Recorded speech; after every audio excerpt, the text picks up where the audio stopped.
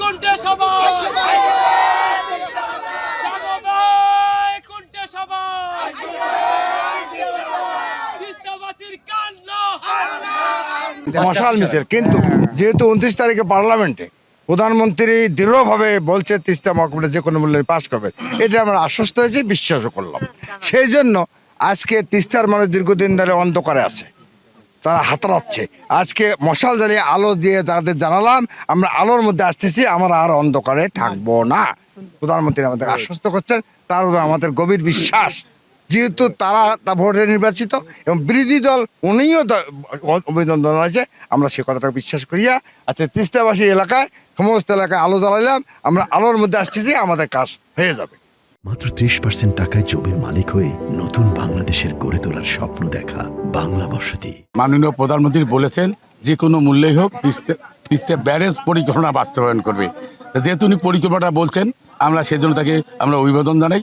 এবং পাশাপাশি আমরা বলবো যে আমাদের দাবি হলো, যেহেতু এটা পার্লামেন্টের সব দলেই এটার সাথে একমত, দেরি না করে খুব অতি দ্রুত আগামী যে একনেক বৈঠক আছে সেই একনেকে এটা পাস করুক এবং এখানে আমাদের যে বরাদ্দ সেই বরাদ্দর ভাগটা করে দিয়ে তিস্তা মহাপুরের কাজটা শুরু করে দেব।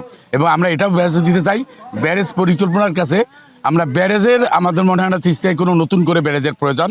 ব্যারেজ একটা আছেই, যদি ওইটাকে সম্প্রসারণ করা যায়, পানি যদি থাকে সম্প্রসারণ করা যায়, তিস্তার দুই তীরে একেবারে সুন্দরগঞ্জ এবং উলিপুর পর্যন্ত সবখানে পানি দেওয়া, পানি দেখলে ব্যারেজ সম্প্রসারণ করা সম্ভব।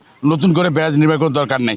ব্যারেজ নির্মাণ করলে আমাদের যে পরিকল্পনার 3টি নৌ টার্মিনালের কথা বলা আছে, ডালিয়া থেকে কাউনিয়া এবং হরিপুর পর্যন্ত এই নতুন এই টার্মিনালগুলো বন্ধ হয়ে যাবে, নৌ চলাচলটা আমাদের দেশের বন্ধ হয়ে যাবে, বিঘ্নিত হবে। সেক্ষেত্রে আমরা বলবো নতুন করে আমরা ব্যারেজ চাচ্ছি না, আমরা তিস্তা চাচ্ছি এবং ওই ব্যারেজটাকে যেন ভবিষ্যতে যে পানি পায় সম্প্রসারণ করা হোক, এটি আমরা চাচ্ছি। আমার কথা হলো আমরা বারবার আশ্বাস পেল, সংসদে এইভাবে কেউ দৃঢ়ভাবে তিস্তা মহাপুরের কথা বলে নেই, এবার সেই আশ্বাস আমরা পেয়েছি, এই জন্য তাকে আমরা ধন্যবাদ জানাচ্ছি। পাশাপাশি আমরা চাই যেহেতু সবাই আমরা একমত, সেক্ষেত্রে দেরি না করে আমাদের একনেকে পাস করে এটা আমরা মানে আমাদের বারবার চুন খেয়ে মুখ পোড়া গেছে, আমাদের দই কেউ আর বিশ্বাস পাচ্ছি না, সেই বিশ্বাসটা তার কাছে আমরা চাচ্ছি। এবং তিনি যেহেতু চীন থেকে ঘুরিয়েছিলেন, অনেকে তিস্তা বলে মানুষ মনে করতেন যে চীনের সাথে নিশ্চয়ই কিছু একটা ফয়সালা হয়ে গেছে। যদি তাই হয়ে থাকে তিনি সে কাজটি কেন দেরি করবেন, সেটিও আমাদের প্রত্যাশা।